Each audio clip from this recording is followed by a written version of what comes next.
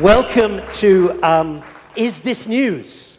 And what we're going to be doing today is we're going to be hearing from 3 startup companies, and they are going to be trying to convince these good people here to cover their stories. And the reason that they're going to be talking to these people is because we have a panel of 4 of the top business and tech journalists in the world. Let me just briefly introduce you. On my far left, we have Frederic Lardinois, who is the news editor at TechCrunch. Welcome, Frederic.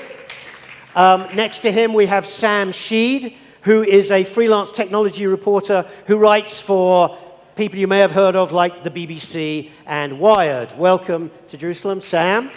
And then next to him, we have Adrian Bridgwater, who is a tech journalist who contributes to Computer Weekly, Tech Target, IDG Connect, and Forbes. So welcome to Jerusalem, Adrian.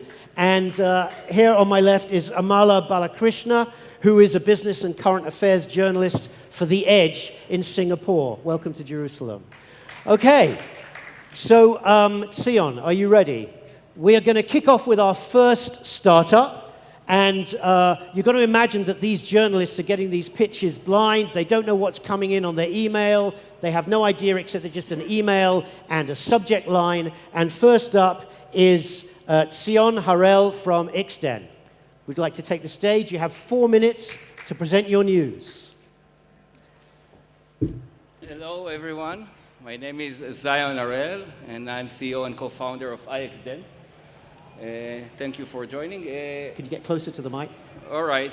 So a few words about the company. We are a cybersecurity company for IoT device, focusing on the edge, on the sensor level.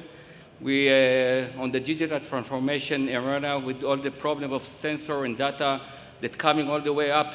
We are actually develop a very unique technology, how to protect and how to show that the data is trustable. The company developed a biometric-like approach, kind of looking at the sensor level and the controller the same way we're looking at the person and putting in the face and normality. And what we do, we use machine learning and AI in order to do multi-factor authentication and to say whether this data coming from the sensor is real data or not tampered. We are working on the energy, oil, gas, critical infrastructure, water, wasting water, and homeland security. And the great news that I would like to share with you today is since we launched the product about 6 months ago, the market was open to get our new technology. It's a revolutionary one. We have 3 customers, big customers in Europe.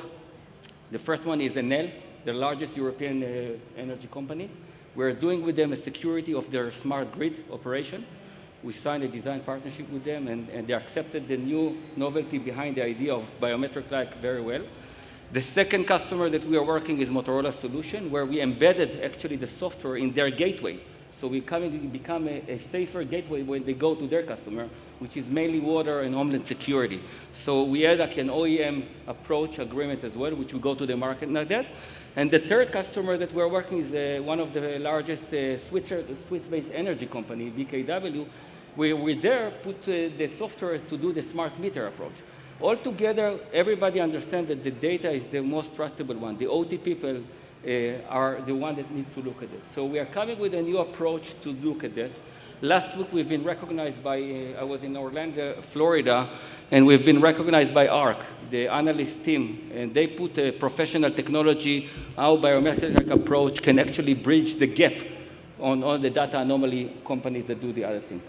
We are a good team. I was a co-founder in Pango. I was a CEO there. I have a great team from Amdocs, corporate level team. We are delivering 30 billion today sensor all over the world, going to grow to 70 billion, so there is much to go for the company. We did a seed fund with OurCrowd here, with Reliance, the Indian conglomerate, and Motorola Solution, and venture capital from the States. We're just going to announce the A round in a few weeks. So thank you very much. That's what we do. Okay, thank you. Okay, so Frederic, let's kick off with you. Is that news for you? Is that a story that you would want to follow up on? No. No. Okay.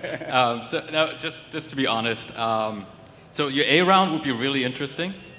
Your customers, I do not care about, because every company always gets customers, and I cannot write about all of those. I just don't have the time. Okay. So that is not news for me. Your seed round, your A round, that would be interesting. Your product news would be interesting. But as far as the customers are concerned, I couldn't care less. Okay. Okay, all right. Sam. Probably wouldn't be news for me at the moment, but we could maybe ask a couple more questions and get to a news story eventually. Personally, I actually quite like to know if you have some big customers, because if they're interesting enough, that can be a hook in itself for me. What I would avoid doing is using words like unique and revolutionary, because I think all founders do that, and In our case, it's really, by the way. I'm sure. Yeah, that would be my 50 cents. All right, thanks. Okay, Adrian. Right, like Sam, I've written down very unique. Okay. Don't say that. Okay. I mean, it's just completely overplayed as a sort of opening label. Probably an interesting, like Frederic, I don't cover customer angles, but I would potentially be interested in your security for smart grid operation. You know, I'd like to go a couple of layers down and find out what level, what data sources, where are the information streams coming from, and how are you connecting to them from a software architectural point of view? Sure. It's actually difficult for me to cover you initially because you're a security company, and within the media there are quite defined lines between which journalists will cover security and which won't. So you'd have to find the sort of the inner workings and the mechanics and pitch it that way. So there's a potential, but it needs some care. Yeah, thank you for that. By the way, so we are a cybersecurity company, but we are right now also for the OT, because we're actually looking at the abnormality. We are modeling the normality of the data for the OT people, and kind of predicting also for them whether something happened and the illness of the sensors. So it's kind of going for the OT, not only for the IT. And when I've been in the States, they understand the OT issue much better, because cyber happens, but not every day. And OT happens every second. So that's a little bit going also to the OT style. Okay. Amala. Thank you. I agree with my fellow panelists. I think you have a very interesting model. Maybe what would have been better if you had talked a bit more about how your technology actually helps the people that you're serving, instead of talking about the jargon, because I'm a business journalist. I don't really follow the technical jargon very well. So I care more about the impact of whatever you are doing. Yes. Very good input. Thank you. Okay. Are there any follow-up questions that you would like to ask that might get you more interested or more into? Do you think there's a story there that could be teased out of that presentation? So a couple of questions that I often ask are, do you have any famous investors, any celebrities that have put money into the company? Sometimes that will do it for me. And I also like to know how big the funding rounds are. So I think you said you'd raised a Series A. How big was that Series A? Are we talking 1 or 2 million, or was it a massive, the biggest Series A round ever? So we raised it was seed round a year ago. Celebrities go to internet. B2B is a kind of not, but we have we have the second largest conglomerate in Reliance, Industries, which is the second largest company in India. We have Motorola Solutions, which believe that this is something that can take farther. And we have also a venture capital from St. Louis going for cyber, because we have the angle of cyber. I think we have and a family office is large, very large one in Israel. I think we have a good combination. The A round will be a venture capital, I think, much bigger, and that's what we are trying to do, or a corporate venture capital, one of those two. So. Frederic. I would just say for cyber companies in general, there's often an angle where you find something interesting, an interesting attack, or just something novel, which can just be a lead for a story as well, which is something to consider on top of that. Thank you. I think the biometric approach that we put as face into a device, it's something that it's really different, I don't want to say the word that you don't like, but it's really different to put a face of a biometric into a device and understand if he's ill or not. Right. It's not something that happens every day, and the technology that we put together, and we patented it, by the way, it makes very much sense to go into this for the OT people and also for the cyber people. Sounds revolutionary. Adrian, did you want to? Yeah, sure.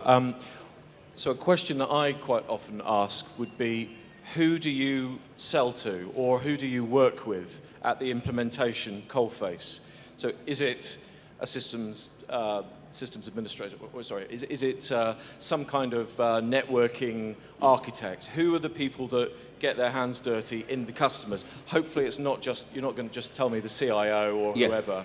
And at that point, that's quite a nice channel to be able to know where the implementation operation happens, and it sort of kind of helps to open up the mechanics of the story. That would be my geeky question. No, it's a good question. I'll start to say that the go-to-market of the company, the best one is through partners. We do OEM. We do chip manufacture. We actually put the technology in a chip, trying to get the chip safer outside as a service, and also system integrator. So that's the go-to-market. Inside the organization, we sell mostly to the product automation, innovation for the OT. In the States, there is level of seniority on the OT side. We also look at the CISO, because he gets also the... on the technology side, just a few words, because you don't have time. We do have a small agent, piece of software, that actually put it on the gateway itself, and actually it's collected all the information that we need. It's 1,000 of parameters that needs for the model. What's interesting in this information that it's dynamic. The model needs dynamic because it's a sensor. So the modeling is taking dynamic information that's getting every second, and on the server side, which is secure, we do all the AI and machine learning and kind of telling the multi-factor authentication. And we are asking, just to do a comparison to a fintech, because I came from a fintech, I have a fintech background, when you do bi-factor single channel, when you go to a bank and ask password, get your, what's your mother middle name, we are asking about 20, 30, or 40 security questions in a one packet, which takes a single second. And then it's the technology is making sure that, false positive, false negative, reduce. So that's very high level because you don't have maybe time to go, but we have a stand here. We can talk after. Okay. So, Amala, one more question? I just want to ask, why should somebody invest in your company? Because you say that you are going for Series B, if I'm not mistaken. So what are you going to use that funds for? Why I ask this is because we receive a lot of pitches on these kind of companies, and it's honestly very difficult to tell the difference between each of them. So I'm just wondering, what do you... Yes, what's unique about your company? Yeah, so I think, two things. I think we have a great team. The team is class A. My partner is a PhD in algorithm and stuff. He's a smart guy. And so the team is good. We have a go-to-market. I was CEO. I was living in the States for many years. I understand how doing business in the States. So number one, the team. Number two, I think we bring really good new ideas for OT and helping, the world to see how sensor can really be a danger place. If data is wrong in sensor, you can shut down oil and gas, you can shut down energy, and it's just a matter of leaking of data between 30.1 to 30.2. It's very sensitive, those sensors. So we are trying to say that what we're bringing, and also that we don't go to the network. And normally, companies do the network analysis. We are sitting on level 0, level 1, if you understand, on the sensor level, sitting physically there and listening to him. That's different. Okay. Zion Harel from iXDen, thank you very much. Thank you. Thank you. Okay. Before we go on to the next presentation, Frederic, just tell us, how do you get pitches? How do you want to get pitches? How do you not want to get pitches? 99% of my pitches come in by email, I would say.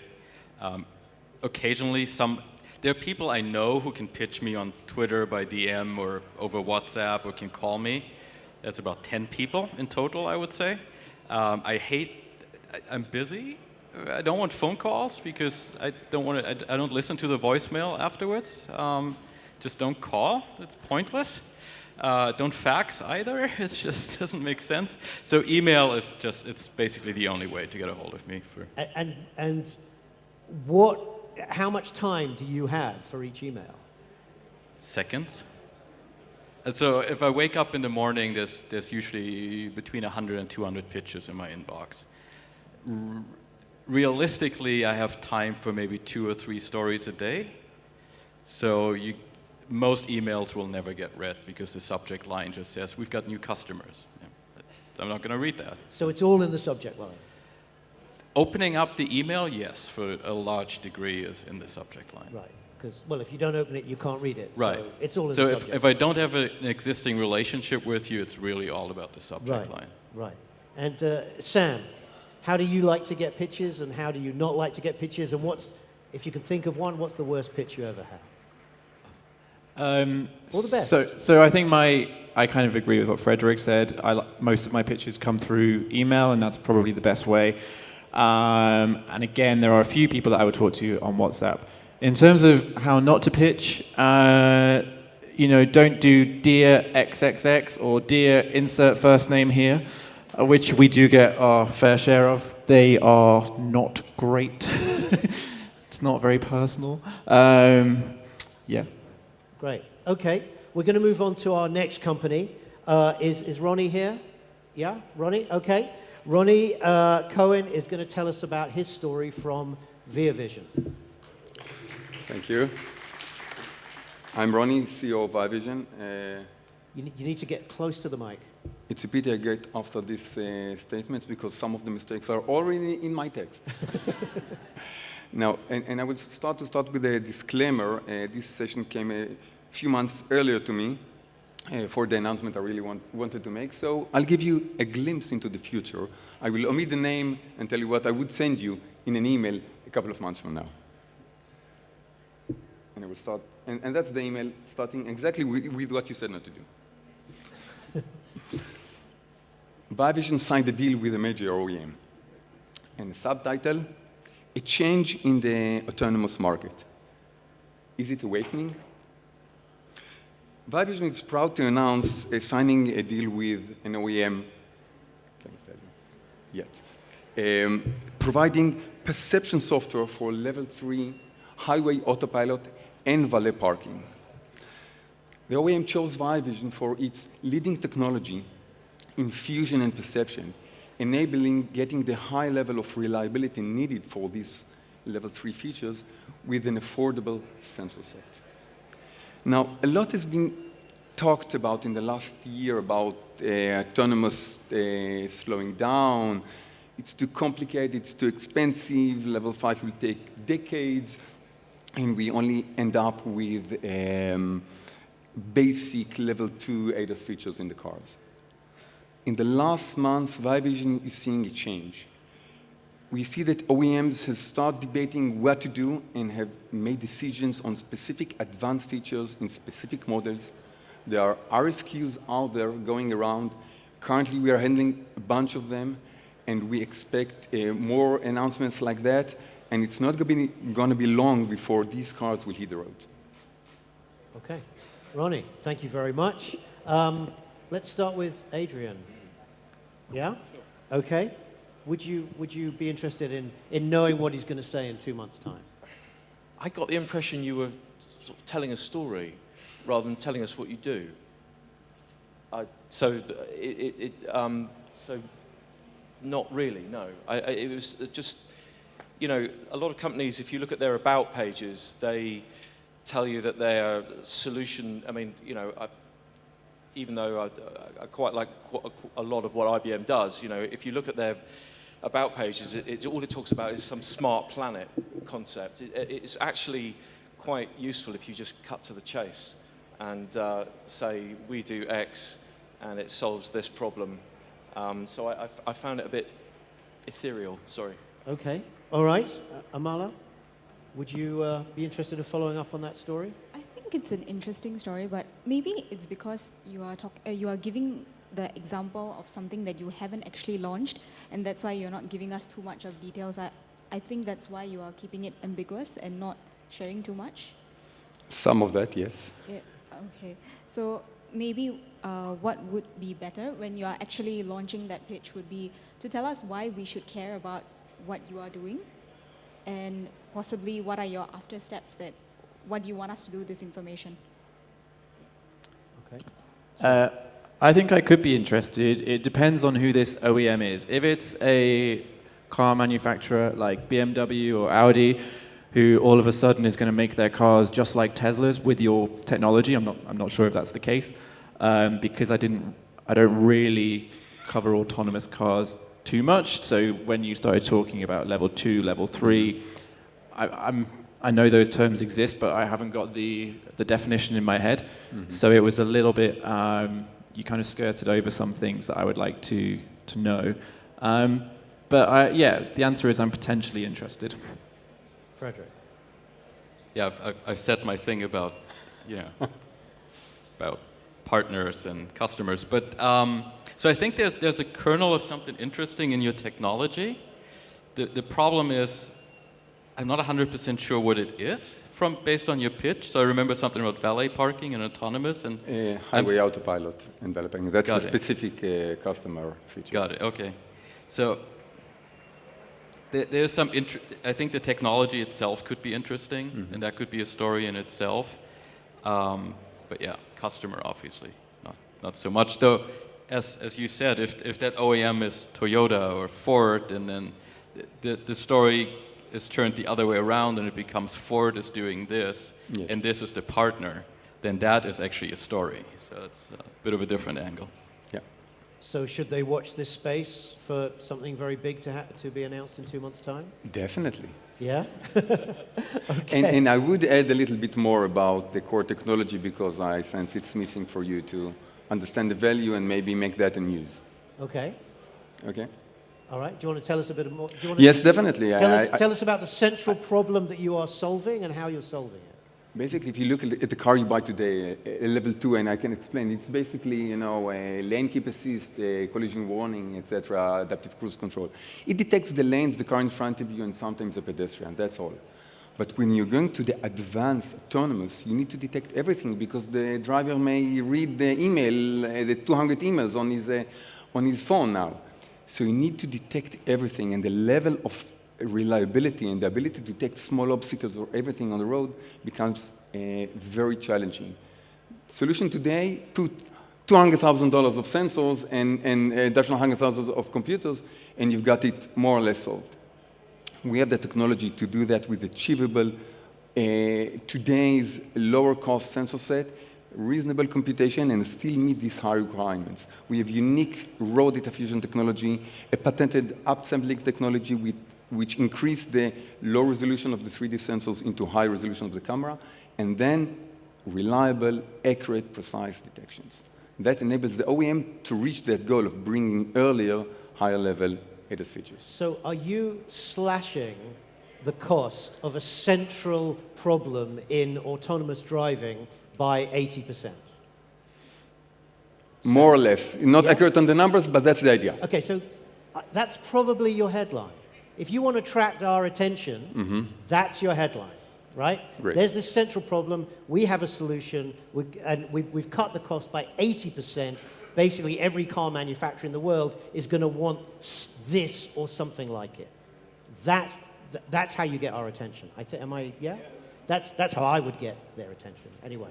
Yeah? And then you tell us the story about the technology, and then you tell us, well, in 2 months' time, I'm going to be announcing some very big customers, and then we will all be phoning you in 2 months' time for the story, right? Great. Looking forward. Okay. Thank you. All right. Ronny, thank you very much indeed. Thank you. Okay, so Adrian, what's how? I assume it's also emails in your case, but tell us if it's not, and how can we best pitch to you, and how can we not best pitch to you? It is email again. Like Frederic, I just, even Twitter it's not. Twitter's a broadcasting channel, and email is a communications channel. Really, there is that difference. And again, like Frederic, probably over 100 emails per day, or sorry, overnight, that I might wake up to. The way to do it is just be very, very direct and say, story idea or spokesperson. And although I do actually read beyond the subject line, because usually, it comes up in the preview pane, doesn't it? If you're scrolling through, it's quite a quick process to see which of 100 mails, which 8 or 10 you might keep for a slightly deeper read, and then again you're going to drill down to only 3 or 4. Right. So yeah, it's a filtering process. Let me just a quick poll: who has their preview panel on their email switched on? Okay, 2 out of the 5 of us. I never have the preview panel. That would double the amount of stuff I'd have to get through in the morning. Okay, can you think of the worst or the best pitch you've ever had? There's it's a list. I get a lot of yoga mat pitches. I don't know. I'm on the wrong press list for something. There's a lot of stuff that just you feel like you're on a mail merge. It's hard to pinpoint because you find that you've been on a press list that says technology, and that nobody's taken the trouble to really segment within that, and you kind of feel that somewhere someone's got a database that says all IT, and it's just too blanket in terms of the way that things are rolled out. So actually, 3 or 4, not lines, but 3 or 4 short paragraphs, or 100 words, 80 words might be able to just encapsulate it. If you feel like it's been written to me, then that's generally, it's kind of worth a reply. If somebody knows your beat, has the right, is timely, and it's not just, I've seen you've written about something last week, my client does the same thing.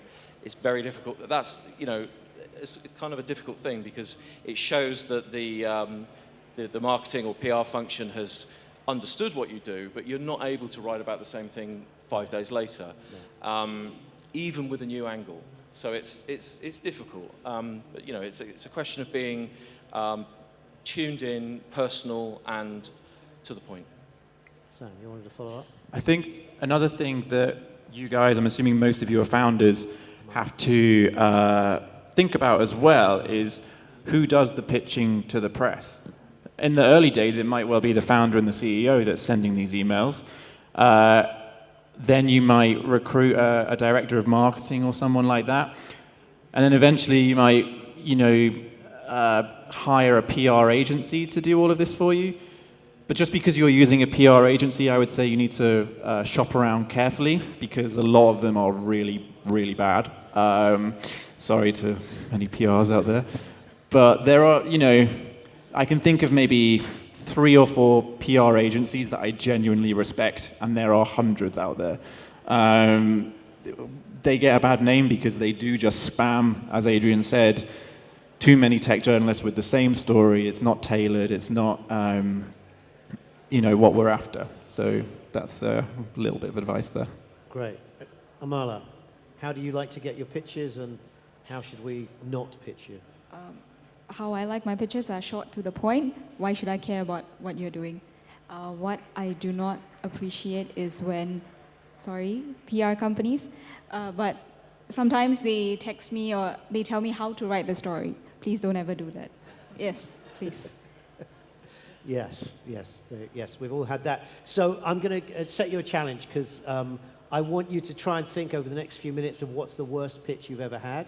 Okay, but I think the worst pitch I ever had came last week from a major Israeli institution that sent me an invitation to a conference. Okay, now the first thing is when you send us invitations to conferences, please, we're quite busy and we have to plan our time. So don't send it the day before. All right? Don't even send it 2 days before. Actually, send it at least a week before, and preferably 2 weeks before with a reminder. That's how I like to get my invitations to conferences.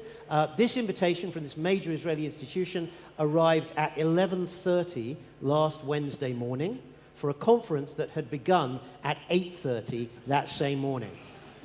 Okay, which I think I think that's an award winner, actually. I don't recall the last time that I was actually invited to attend something that was on the other side of the country and that had already started. So congratulations to the major Israeli institution. I won't mention them here, but if you'd like to speak to me afterwards, I'll tell you who they are. We're going to go on to our last pitch. So if you'd like to think of any great disasters, I'm sure we'd be pleased to hear them. We're going to go to is Eran here? Yeah, hi. Okay. If you'd like to come up. Eran Atlas is from DreamEd. And you have 5 minutes to convince us to write about you. Thank you. Diabetes. Everybody knows about diabetes, right? It's the biggest chronic disease in the world. 500 million people live with diabetes. Tough chronic disease. I think one of the things that some people don't know is that there is a significant amount of people with diabetes that feel alone all the time. And the reason that they're feeling alone because they need to make a lot of decisions about how much insulin should I deliver right now. And they see the doctor only once every 3-4 months and for 5 minutes, and all the rest of the time they are totally alone. And with all the effort and the money and the huge healthcare costs that we invest in these people, only a small portion of them are seeing these expert endocrinologists, and the majority of them are seeing primary care physicians. And that's why DreamEd Diabetes was founded. We developed a technology called DreamEd Advisor with the intention to provide anywhere, anytime, the ability to recommend how much insulin to dose. That technology was designed by the most premier endocrinologist. We crunch all the data around the diabetes and just provided a very personalized way, how much insulin should you deliver right now? And yes, it's a software that has FDA clearance, and we are the only one that has that FDA clearance in this platform. Our technology is currently deployed in 12 US leading centers in the United States. I'm happy to announce that we're going to deploy it also here in Israel, in Schneider Children's Medical Center of Israel, and we're working very hard to expand our outreach. But that's not enough, because in order to really meet the need that anyone with diabetes will have the feeling that they are not alone, we need to provide that access to everyone, anywhere, anytime, children, adults, anywhere. So we are now going to deliver what we call the DreamEd Advisor Virtual Clinic with a partnership with a telehealth company. And the idea behind it is that it will be a combination of decision support technology and a telehealth service that can provide true care for diabetes and not just coaching and lifestyle that other companies are doing that. In our clinical trials, we found that while using our technology, the level of care is as good as doctors that provide care for diabetes in Harvard University and Yale. So for us, changing the way diabetes is being managed, it's not a dream anymore. We're DreamEd Diabetes, and we're going to make it happen. Thank you. Okay. Thank you. Okay, Amala, we'll start with you. Okay, Amala, if you'd like to respond, would you be interested in that story? Actually, I will, because you were to the point. I understood what your company is doing, what is your intention.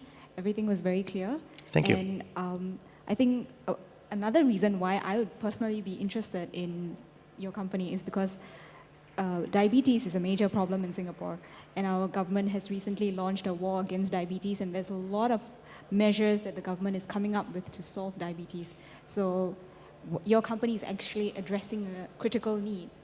And that's why I would be really keen to write on it. Thank you. Thank you. Okay, so one hit there. Adrian. Yeah, are you the CEO or? Yes, I'm the co-founder and CEO. Okay, and are you a business person or are you a software engineer? None of them. So I'm a biomedical engineer. I've been working in this project for 15 years already. We developed a first technology that was the power behind an automated insulin delivery system that we licensed to Medtronic Diabetes in 2015. And that's our second product that aim into a much bigger audience in diabetes space. Okay. Yeah, I mean, in general, yes, quite interested. You're a good salesperson.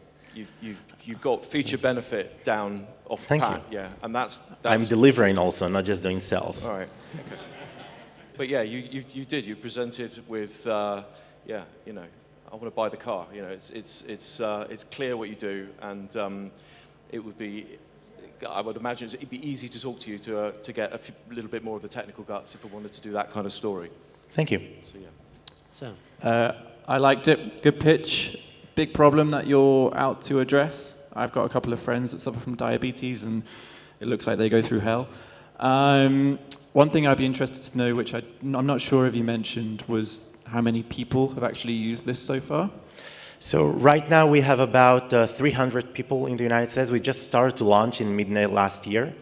after we got the FDA clearance and have some small guerrilla Israeli team to do the sales in the United States. What's the business model? How do you guys make money? Do you charge the people that use the platform? Great question. So we're now trying to explore two main possible business models. The first one is to go directly to provider and healthcare system, try to solve it as a platform that will help them gain more revenues out of non-face-to-face, non-billable hours that they are spending with their patients, because with using our software, they will be able to create these reports that they can put on claim and charge these CPT codes for remote patient monitoring and non-face-to-face continuous glucose sensor interpretation. So that's one road that we are going through. And the other one is to build this DreamEd Advisor virtual clinic with the telehealth company and try to gain some pilot traction from the market and then packages right and go directly to insurance companies for a program to manage people with insulin-dependent diabetes. Okay, and just one more thing. In terms of whether I would cover this right now, it sounds like the news that you have is that you're about to launch in Israel, which is cool. Yeah, if you were going to launch in the UK, then I would probably write about it. I might just write about it anyway because it sounds like a cool new platform, and people might want to be aware of it. Thank you. Frederic. Yeah, congrats. I think that was probably the best pitch of the morning. So thank you very much. To the point. You are getting a free ticket to OurCrowd next year. I'm a portfolio company. I already got that. Maybe they will invest. Do they get a free ticket to TechCrunch, though? I am not in charge of that, but talk to me talk to me afterwards. We'll make something work. No, I think so. I'm not a health tech reporter, but I think it was kind of a very clear pitch. It's clear to me what you're doing. There is that part towards the end where you talked about not just launching in Israel, but the virtual clinic. The virtual thing. And I think that probably should have come right at the beginning. If this was an email, I'm not sure I would have read all that far down into the email. So I would have said that really early on. Okay, because to me, that is the news, because that is even somewhat actionable for a reader to say, oh, I want to look into this for myself, which is important in a story, that there's something a reader can actually do with that. But otherwise, well done. Thank you. Okay, thank you very much. Thank you. Thank you. Okay, so who has a disaster story they'd like to share? Yeah, Adrian? Well, I was just thinking, We all I know, should I go first? Yeah. Yeah, I was just trying to think of the worst thing to do. And it does happen occasionally that you'll get a pitch related to a news event. And God forbid that anybody wrote something about, how sensor technology might have alerted security forces in London, when the Grenfell Tower, if you know that disaster. So I'm just thinking today, I'm not sure, I think I may have seen something related to Mobile World Congress. And if somebody is using that as a news angle hook vehicle, then that's just a no-no. So, people don't know where the line is sometimes. Right, okay. So good taste is necessary, okay? Sam? Yeah, don't offer comment on a terror attack if you are a food tech startup. That kind of thing is what you're getting at. The other thing I would just say is if we don't reply to your email, it's just don't keep sending the same email. Don't keep following up 3, 4, 5 times because it just drives us crazy. And don't leave kisses in emails as well. I've had that a few times. Not too often, but once or twice, and it's just weird. Frederic. XOXO. I often get pitches where people ask me how much money it costs to post the content that they already pre-wrote for me. Yeah, yeah. That is not going to happen. Yeah. And it's also very expensive. Yeah. I always tell them it's at least 100K. That scares them off usually. And if they give me 100K, we can talk about that. But that's no. So that happens a lot. There's one thing, and I think I said this in another panel last year, where somewhere there's a manual online that says start your email with some article you read from that person, and it's often, I just read this amazing piece from you that you wrote last week, which is a news story you spent about 10 minutes on or 20 minutes on, which is definitely not great. It's good, but it's not great. And then tells you about the trying to pitch you something that has nothing to do with that story. Right. And that happens multiple times a week. So if you do that, stop doing it. It's not working. Amala, do you have any? Actually, what Frederic said just reminded me of something. So I received a pitch from somebody who said, "Hi Amala, great article. You are doing a great job." And when I spoke to my colleagues, they said they received the same pitch from the same person with that same starting line. So please, yes, some creativity will be good. But actually, if I may just say an observation from today's pitches, sometimes each of you, what you are doing as a company is very, very interesting. But unfortunately, the way in which the content is presented does not bring that interesting element out. So I would just like to say that maybe focus a little bit more on distance yourself from your company and see why somebody else who's not in that industry should care about this. Why should they invest in this? Why is this technology something that is unique? Because every day we are receiving numerous pitches which pretty much say the same thing. So please tell us why we should actually care. Yes. I always, when people ask me how they should pitch, I always say, imagine you're attracted to me. Okay, it's a tough one, I know, but just let's go there. Imagine you're attracted to me and we meet at a party and you are trying to impress me with what your company is doing, right, in one line. I actually think that's the perfect kind of sense of the pitch. You really are just trying to grab someone's attention and make them love you for long enough to write about you. That's really what it's all about. We have time for a question, if there are any questions to the panel, and if not, we're going to wrap this up and not be late. But no, let's have a question here.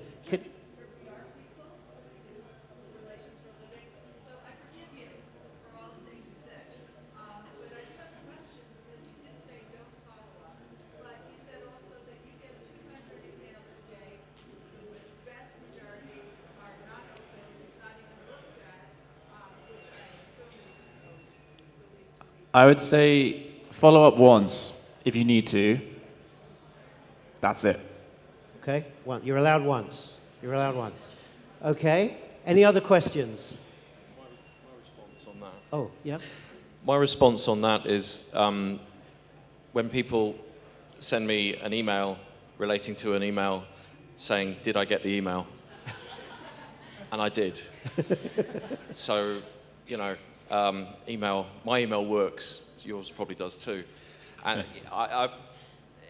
that is a personal thing. I do know that there are other journalists who say, "Oh yeah, well done for flagging that." So I'm shooting myself in the foot here, but I can't work like that.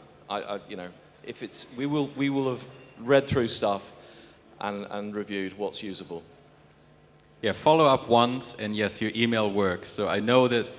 I know it's a trick almost of the trade to say, "Oh, I think my email ad didn't work last week, so let me get back to you and make sure this comes through." No, I know it worked. It's email. It works.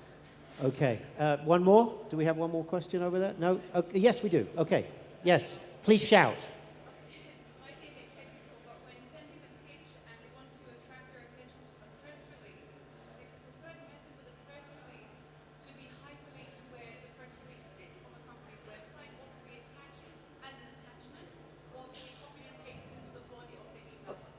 Okay, we're going to take a vote here because I know what my preference is. Okay, who votes for the body of the email? In the body of the email? Okay, who votes for an attachment? Who votes for a link? You don't want to press release. If it's already on your website, it's too late.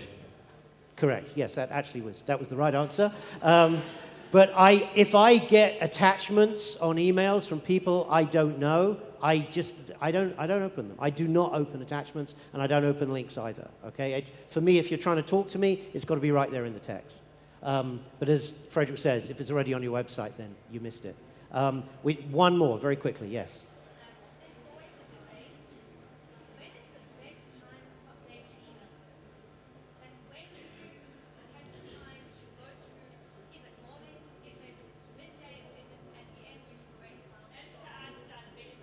Okay. Yes. Best day, best time of day. Very Israeli quickly. companies do not email on Sundays. I'm saying that because I get a bunch of pitches on Sundays. By the time I wake up on Monday, they're buried deep, and then people complain. Anyone I has didn't a read them. preference as to time? I think we're getting stuff from Australia through Israel to California, and so it's irrelevant. It's constant. So it doesn't really matter what time of day. What day of the week is a good question, and I don't know. Never really thought about that. Friday is probably the worst day in UK terms because we may be winding down. So yeah.